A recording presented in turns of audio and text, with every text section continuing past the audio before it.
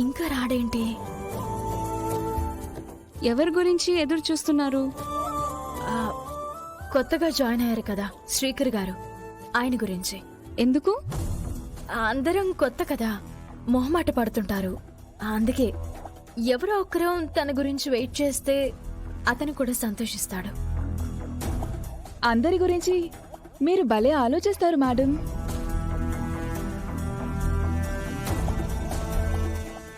శ్రీకర్ గారు రండి, భోంచేద్దాం. మీరు తినండి. అయ్యో పర్లేదు, రండి సార్. ఫుడ్ ఆర్డర్ పెట్టాను, డెలివరీ కోసం వెయిటింగ్. అందుకే మీరు తినండి. ఇది మరీ ఓవర్ చేస్తుంది. డెలివరీ ఎందుకు పెట్టారు? మనం షేర్ చేసుకునే వాళ్ళం కదా.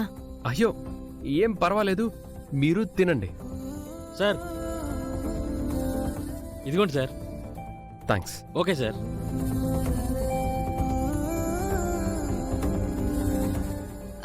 అక్కడెందుకు, ఇక్కడికి రండి.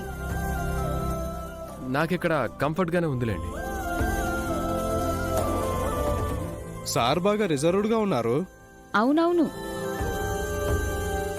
ఆర్డర్ ఎందుకు పెట్టారు? ఇంటి నుంచి తెచ్చుకోలేదే? మీ ఆవిడ గారు మీకు లంచ్ బాక్స్ ఎందుకు పెట్టలేదు సార్? ఇంతకీ మీకు పెళ్ళైందా సార్?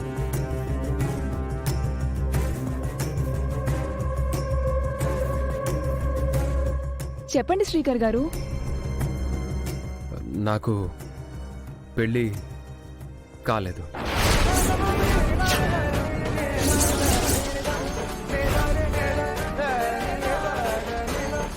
అవునా? ఎందుకు సార్ పెళ్లికి గ్యాప్ ఇచ్చారు? సార్ గ్యాప్ ఇవ్వలేదు, గ్యాప్ వచ్చినట్టుంది.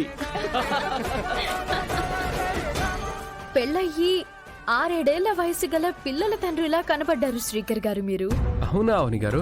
మ్, మీ గెస్ తప్పైందండి. శ్రీకర్ గారి సంగతి ఓకే మేడం. మీ విషయం చెప్పండి అవని గారు. మీ ఫ్యామిలీ గురించి మేమెప్పుడూ అడగలేదు.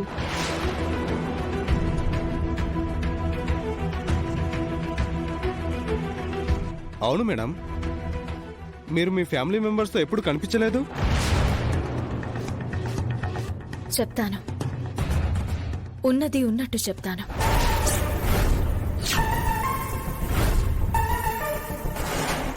నాకు పెళ్ళయింది.